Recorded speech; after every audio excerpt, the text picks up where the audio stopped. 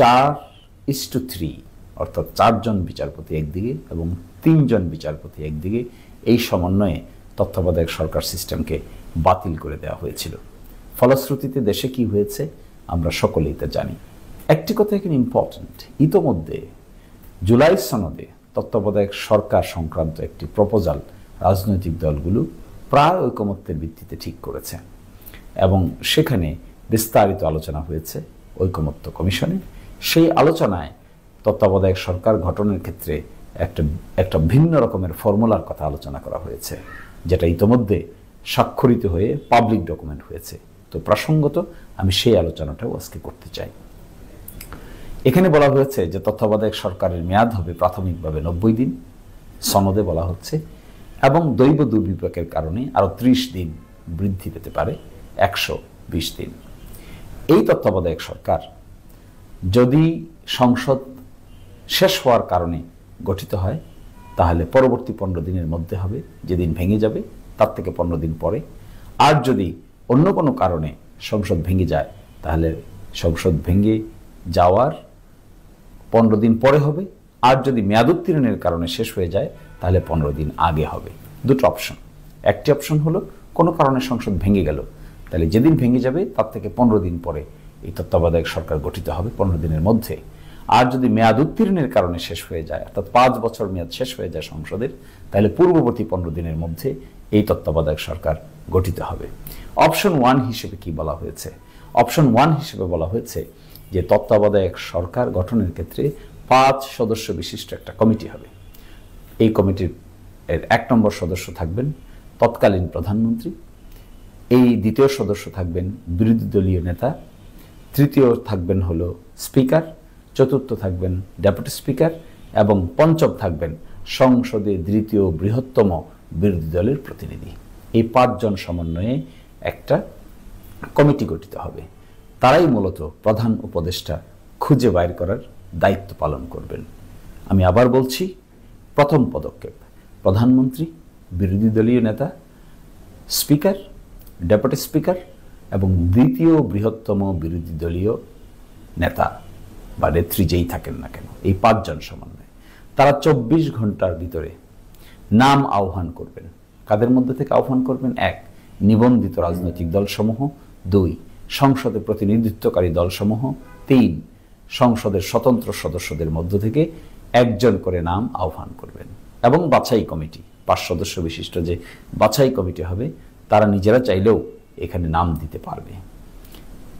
এই 24 ঘন্টার ভিতরে নাম আহ্বান করবেন এবং আহ্বান করার 24 ঘন্টার ভিতরে নাম জমা দিবেন।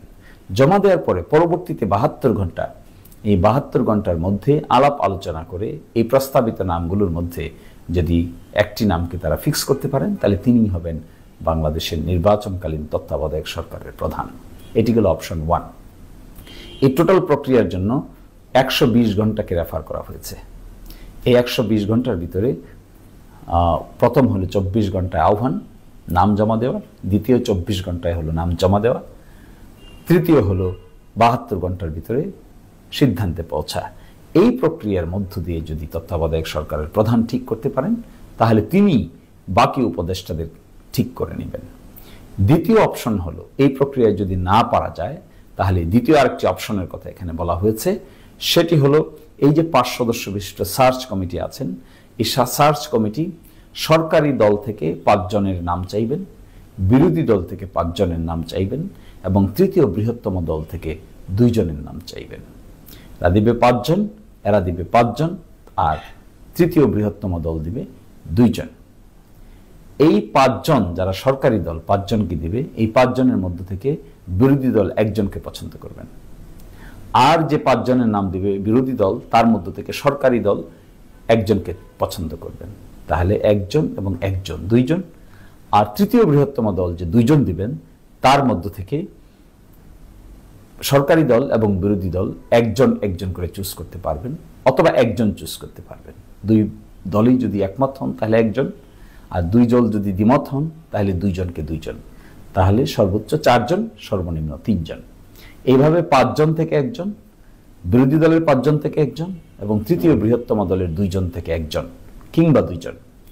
এই 3 থেকে বা 4 জনের মধ্যে যারা থাকবেন তাদের মধ্য থেকে এই দলগুলো যদি একমত হয় তাহলে একজনকে বেছে নিতে পারবেন।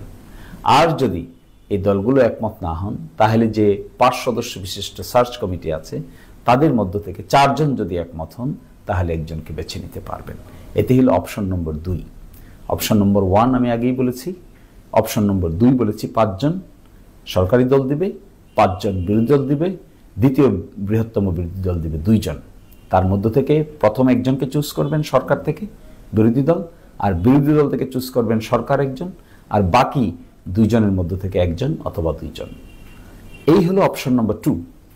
এখানে যদি সলভ হয়ে যায় তাহলে তো সলভ হয়ে গেল।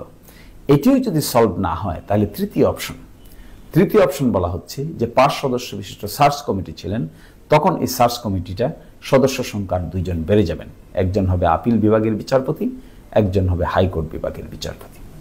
এই বিচারপতিরা কিভাবে সিলেক্টেড হবেন? তারা সিলেক্টেড হবেন তৎকালীন প্রধান বিচারপতি এবং তৎকালীন সর্বশেষ রিটায়ার্ড বিচারপতি এবং তৎকালীন ওই সময়ে যিনি থাকবেন হলো তৃতীয় জন, যিনি থাকবেন সর্বশেষ অবসরপ্রাপ্ত বিচারপতি, কর্মরত প্রধান বিচারপতি এবং আপিল বিভাগের জ্যেষ্ঠতম বিচারপতি। এই 3 জন ঠিক করবেন কোন 2 জন সার্চ কমিটিতে ঢুকবেন, আপিল বিভাগের কে ঢুকবেন এবং হাইকোর্ট বিভাগের কে ঢুকবেন। এটি নির্ধারণ করবেন এই 3 জন।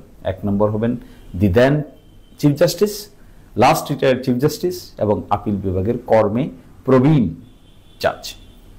তাহলে এবার সার্চ কমিটিতে 5 জন ছিল, 2 জন অ্যাড হয়ে যাবে 7 জন। এই 7 জনের মধ্যে ভোটাভুটি হবে। এই ভোটাভুটি হবে কাদের মধ্যে?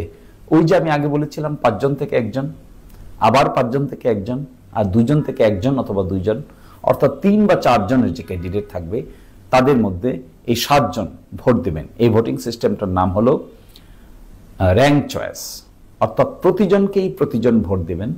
এর মধ্যে সর্বোচ্চ যিনি পাবেন, সবচেয়ে বেশি পরিমাণ ভোট যিনি পাবেন, তিনিই হবেন আমাদের প্রধান উপদেষ্টা, নির্বাচনকালীন প্রধান উপদেষ্টা।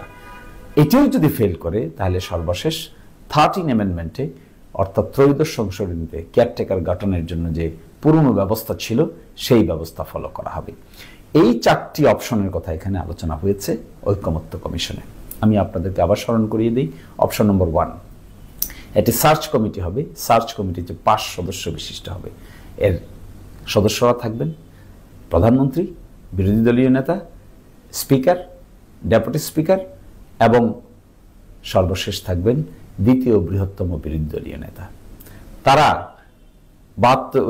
24 ঘন্টার ভিতরে নাম চাইবেন, রাজনৈতিক দলগুলোর কাছে নাম চাইবেন, নিবন্ধিত রাজনৈতিক দলগুলোর কাছে নাম চাইবেন, তারা সংসদের স্বতন্ত্র সদস্য থেকে নাম চাইবেন, প্রতিনিধিত্বকারী দলসমূহ থেকে নাম চাইবেন, নিজেরাও নাম দিতে পারবেন এবং এর মাধ্যমে আলাপ আলোচনা করে একজনের নাম তারা ফাইনাল করবেন। তাহলে হয়ে গেল অপশন নম্বর 1।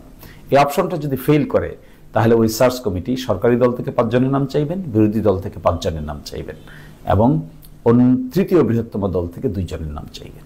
এই 5 জন থেকে বিরোধী দলীয়রা সরকার দল 5 জন থেকে একজনকে চুজ করবে, আর সরকার দল বিরোধী দলীয় 5 জন থেকে একজনকে চুজ করবে, আর বাকি যে 2 জন থাকবে তৃতীয় বৃহত্তম দল থেকে, সেই 2 জনের মধ্যে যে কোনো একজন হতে পারে অথবা 2 জন হতে পারে। এই 4 জনের মধ্য থেকে দলগুলি যদি একজনকে সিলেক্ট করে নিতে পারেন তাহলে সিলেক্ট করে নেবেন। যদি না পারেন তাহলে ওই যে 5 সদস্য বিশিষ্ট সার্চ কমিটি আছে তাদের মধ্যে 4 জন যদি একমত পোষণ করেন তাহলে তিনিই প্রধান উপদেষ্টা হবেন।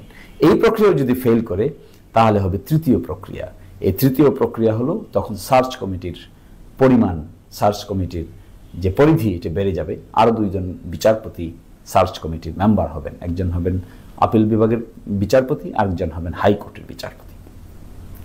তাদের 2 জন আবার আসবেন 3 জনের মাধ্যমে। একজন হবেন the then prime chief justice, আরেকজন হবেন সর্বশেষ অবসরপ্রাপ্ত চিফ জাস্টিস, আর আরেকজন হবেন সবচেয়ে কর্মে প্রবীণ আপিল বিভাগের বিচারপতি। তারা 3 জন ঠিক করে দিবেন আপিল বিভাগের কে হবেন আর হাইকোর্ট বিভাগের কে হবেন। তখন সার্চ কমিটির সংখ্যা হয়ে যাবে 7 জন। এই 7 জন মিলে সর্বশেষ র্যাঙ্ক চয়েসের ভিত্তিতে ভোট দেবেন। কাদের ভোট দেবেন? ওই যে প্রধান বিরোধী দল এবং সরকারি দল এবং তৃতীয় বৃহত্তম বিরোধী দল, তারা যেটা প্রপোজ করেছিলেন তাদের একজন এবং বাকি 2 জন কিংবা একজন মধ্য থেকে যে থাকবেন তারা 3 জন অথবা 4 জন, তাদেরকে তারা ভোট দেবেন। সেই ভোটে র্যাঙ্ক চয়েসের ভিত্তিতে সর্বোচ্চ সংখ্যক ভোট যিনি পাবেন তিনিই হবেন পরবর্তী প্রধান উপদেষ্টা। এটিও যদি ফেল করে তাহলে সর্বশেষ যাবে হলো আগের সিস্টেমে, অর্থাৎ লাস্ট রিটায়ার্ড প্রধান বিচারপতি, তার আগের জন এই প্রক্রিয়ায়। এই জটিল প্রক্রিয়ায় যদিও মনে হচ্ছে, কিন্তু this system has been really difficult system. এসব কিছু নিয়েই আলোচনা হোক, একটি সুন্দর সমাধান হচ্ছে ইনশাল্লাহ। আমরা আশা করব বাংলাদেশ আগামীতে নির্বাচন ব্যবস্থার ক্ষেত্রে নন পার্টি কেয়ারটেকার গভর্নমেন্টের মধ্যে যে নির্বাচন ব্যবস্থা আয়োজন করবে, এটি অবশ্যই বাংলাদেশে যুগান্তকারী নির্বাচন।